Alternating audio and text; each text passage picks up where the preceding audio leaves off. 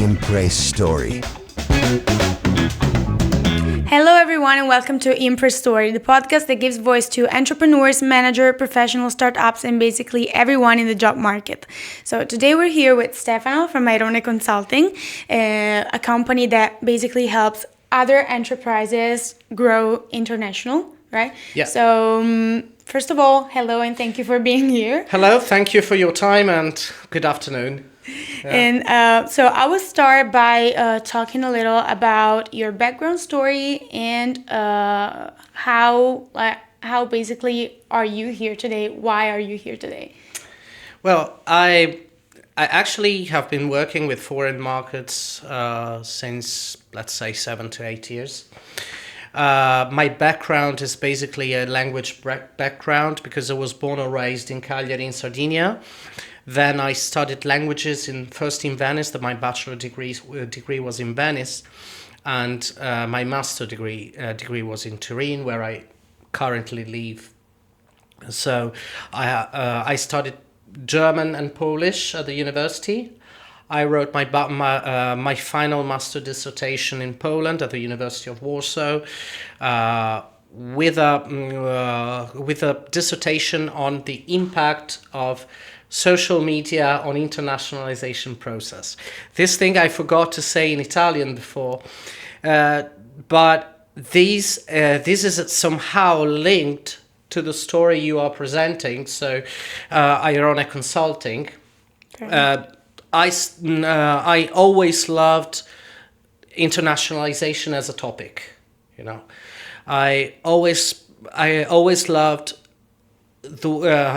to see how an enterprise enters to another market. In fact, it was the social media were gaining momentum at that time, and so it was actually a lot of people used to study the relation between expanding in a new foreign market and using social media. Mm-hmm. So that's this is one thing I forgot. Okay. This is how actually Airone Consulting was born, but I will talk about it later. So I'm a sales manager. I have been a sales manager for 7 years. First, I was in let's say in customer support at the CNH companies and CNH Industrial in Turin, and then in several other companies in the Turin area, Turin metropolitan area, dealing with sales management and international sales management. Yeah. Perfect. So about this, so how has your role evolved over the years? Well, like everyone's role, I think, because I started as an intern, then gaining more and more. Day after day, gaining more competencies, more knowledge, and then I firstly was a sales assistant. Now I'm an expert manager. Perfect. That's how the role evolved. So I totally agree with you because I graduated in international business. So anything to do with the United States, if I can ask? Not yet, but I would love to. So let's explain, what does internationalization mean? Yeah, this is a point I would like to clarify in the same way I did in Italian just before. Internationalization and export are two different key concepts. Let's say that export is a part of the internationalization process, because internationalization process starts from selling abroad up to building a company subsidiary on a given market, for instance. Okay. So internationalization is the process through which a company expands itself beyond its boundaries. Right. Geographical boundaries. They're two basically completely different things. Well, they are not. They are related in somehow. Okay. But let's not confuse them. Let's not confuse them. Exactly. Yeah. Perfect. And so how do you So what's your role in helping other companies internationalize? So how do you help them? Yeah, I currently work for a company in the Turin area, and I'm a sales manager for the Central European German-speaking area and some African markets as well, both Francophone and Anglophones. My role is seeking for distributors in the European Union and seeking for importers beyond European Union. And I would like to focus anyway to this, because if beyond the listeners of this podcast, you have, I think, among them you have several people from abroad. Otherwise, you wouldn't have done this interview in English as well. Of course. If a company tells me, okay, I export my products, I export my services, I don't know, let's figure out, I am an Italian company, or a German company, I don't export my services to Austria, to Poland, because they are member states of the European Union. The European Union is a market of 400 million people, with no boundaries, no barriers, no customs.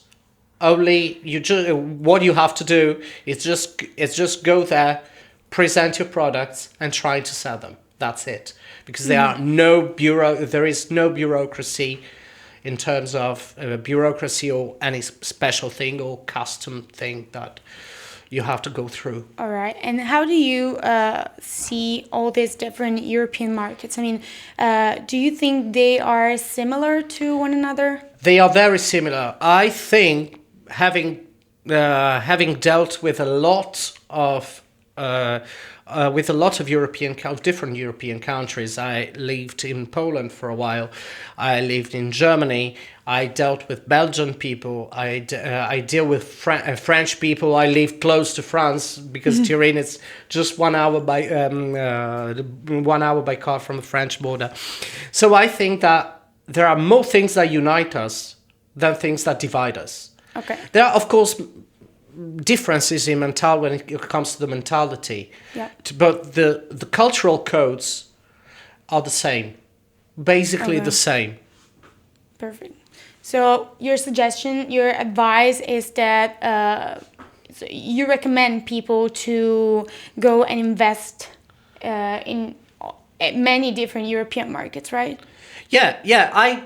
What I recommend and suggest to startups, and then it's what I will talk about when we'll talk about Airone Consulting. Yeah. This is actually what Airone Consulting does. Perfect. What I suggest to a startup, for instance, or a new entrepreneur, is to validate their service or their product, not only where he or she was born in an entrepreneurial point of view, of course, but just go where your market is. If I'm an Italian entrepreneur, but I don't have market here in Italy first, okay, go to Sweden. You can do it anyway, even by staying here. Right. Also because I think other people could appreciate something that in Italy don't appreciate. Yeah, or the other way around. Yeah, of course. Yeah. So you were telling me about startups. So what kind of company do you help internationalize? Well, let's point out one thing first, is that Airone Consulting helps both startups and small medium enterprises. But it is in a phase of product validation or service validation, better said. Anyway, my target, my ideal customer, let's say, is a startup that probably has more than 1 year, or 0.5, like 6 months. Okay. Until they break even point, and so they cease to be an actual startup. Or a very small medium enterprise. Many of them want to internationalize, but they don't have neither the time know their resources to go abroad. Of course. So small businesses, basically, startup or small medium enterprise, like small enterprise. Yeah, all right. So, what do you think are the main difficulties, the main challenges that one of these companies could probably face when trying to go international? Well, a lot of different things. Like it depends on when they on where they would like to go international. Okay.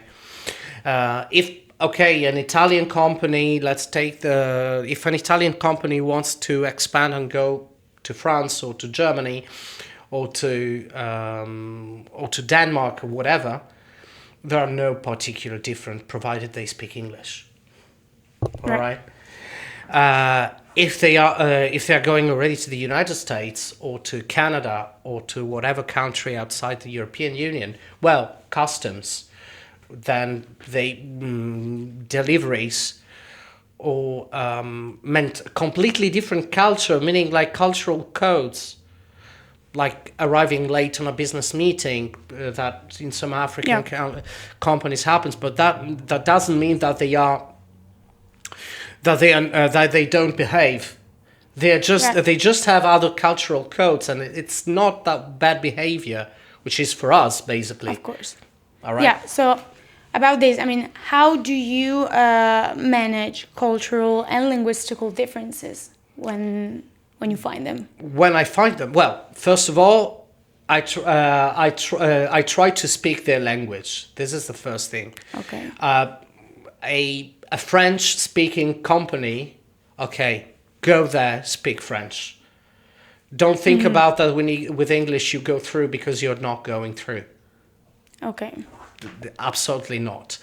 You have to speak their language. All right. Yeah. So this is the icebreaker, I think. Yeah. This so is they the also real feel, icebreaker. Yeah. They also feel appreciated by the company. They feel welcomed because the first barrier falls, and once the first curtain falls, okay, you have your a motorway in front of you. You just have to ride your bike and run. That's it. And we talked about some of the challenges that a company could face, but what are the benefits that companies can find? A bigger market. Okay. A bigger market. As I said, European companies must understand that they can test, validate, sell their product on a market of 400 million people, which is the 27 states of the European Union. Yeah. So you're looking for open-minded companies in a certain way. Yeah. I'm looking for open-minded companies. Okay. Well, some are, because one of the things is it's always that you have to explain your product, your service, especially when you're new to the market, Yeah. And are there, by your opinion, are there any sector that you find particularly attractive for the international markets? As you mean that Airone Consulting finds as attractive, or Yes. from which sector, from which branch are the companies coming? No, which one do your company or Airone Consulting finds most attractive? Whatever sector, but now what I'm currently speaking with I'm dealing with a blue economy company, Okay. which is actually from Novara, so not very far from here, and one is sustainable tourism company, Right. which is from Turin. Okay. And I mean, what types do you think that there is any partnership or collaboration that could benefit that Airone Consulting could benefit from in this internationalization process? Well, actually, if Airone Consulting can help, because I have a vision which I'm going to explain now. My vision is actually to create partnership in Europe and go with them abroad. Okay. All right. So let's find your partner. Let's find your your investor, if you like, or your partner, and then create consortiums, create synergies, and go abroad as a European company. Right. It's just a matter of numbers, I think. Perfect. Yeah. And I mean, we talked a little about you, about your background story, but about Airone Consulting itself. What's your vision? What's your mission also? Well, my mission is basically to help companies to go abroad. That's the mission. Right. That's basically the mission. The vision is what I just said. The vision is I help European companies partner together, create synergies, and go international as European companies. All right. And I mean, for to reach that vision, to reach that goals, Yeah. What are the tools or strategies that you recommend using? Well, first of all, look for your customers on a given market. For instance, like I'm discussing of helping someone in investing in France, for instance, in Paris area. So first of all, find your market, then find your partners there.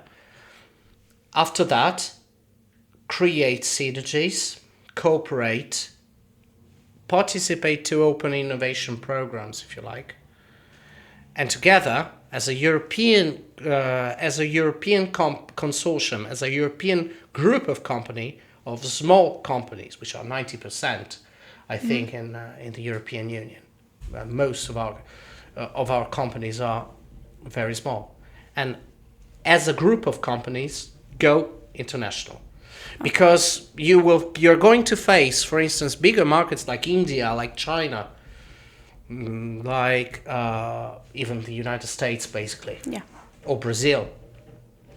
And what do you love most about your work? I mean, what motivates you most in doing this work? I really definitely love dealing with other cultures. This is what I really love. That's why I studied foreign language when I was younger. Yeah. I really love that. I love facing with other cultures, understanding the differences, and try to establish a cooperation with them. All right. I mean, yeah, you can also, it helps you open your mind and... Absolutely. I think you must have first an open mind. You have to be open-minded first, because otherwise it's really difficult to, you can fall in cliches, for instance. Yeah. It's really easy, but it's human to fall in cliches. But you have to be, it opens your mind, but you have to be open-minded as well. Yeah. You have already have to start that way and then become more and more open-minded. I think you have to be, yeah, it's kind of that. Yeah. And if I can ask, where do you see yourself in Airone Consulting in 5 to 10 years? And what are your main goals? All right. First 5 years, having enough customers to start hiring someone, first of all. Yeah. So to create a business, Okay. to create a solid basis of the business. In 10 years, probably being a 10 to 20 employees company that delivers a service to the market. Okay, so these are your main goals, right? Yeah. Right. Yeah. And when you want to give some advice to companies that are looking for growing international? Ask Airone Consulting. This is a main advice, yes. Yeah, of course. And I mean, where do you think that there's any particular complication about, talking about bureaucratic or legal difficulties? That There must be, yes, of course. It depends, of course, where. If we talk about investing in the European Union, we just have to deal with some regulations that can be different from state to state, from country to country, but even from city to city. Mm-hmm. If you go abroad, yes, You have to look for your courier to ship your ware or to deliver your services. You have to study the legal and the customs very, very carefully, Right. in order not to have unpleasant surprises, let's say. Right.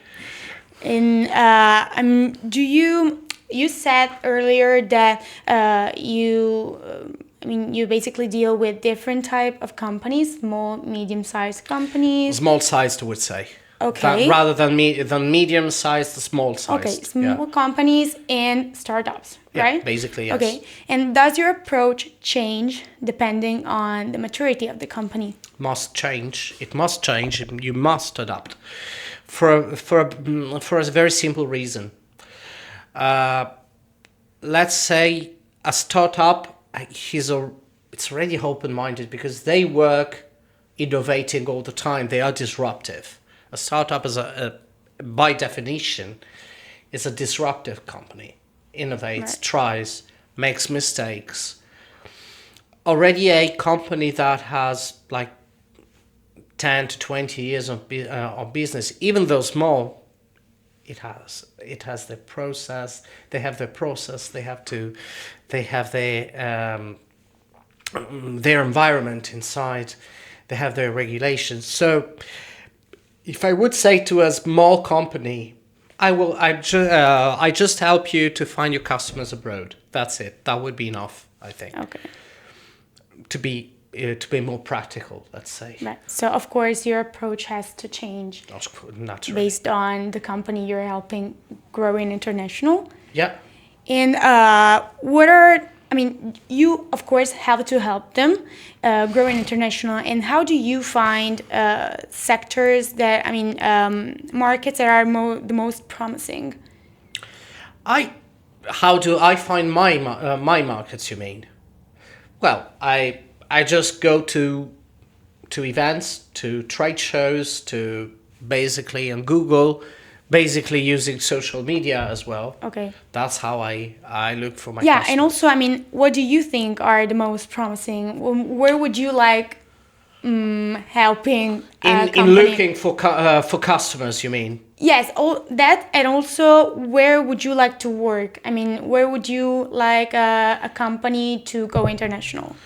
Where, in which market? That depends Yeah. on what the company does. Yeah, you cannot say like this. You have to meet your customer. Say look and listening to what they need, and what they do. Because if it's a highly innovative product or service, probably I wouldn't go on a given market. I go to another market because, as you know, Yeah. we have more responsive market, less responsive markets. Yes, right. And so we said that your approach has to change based on the company. Do you have a dream project? A dream market?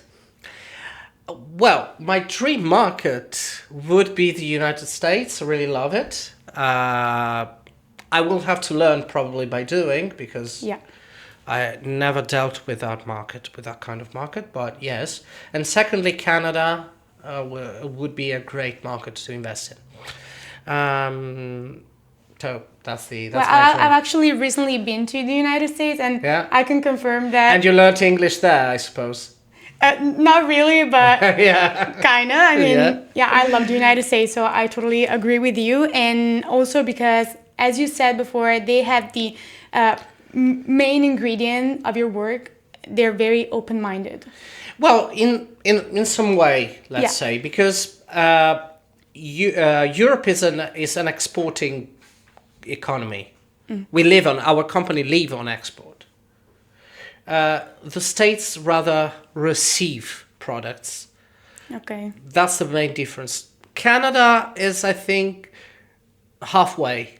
Okay. It's a bit American, but still a bit European in many ways. So it would Probably be the perfect. French influence. Yeah. It would be the perfect. I would say it balance. would be the perfect target in going to North America. I would go to Canada.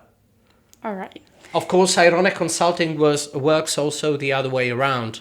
Okay. So Americans or Canadians or whatever country company wants to invest in Europe, of course. All right. So you work. So you also help On both sides, on both directions. Yeah. Right. So you also help international companies. I mean, out of Italy. Let's say Europe, outside Europe. Okay.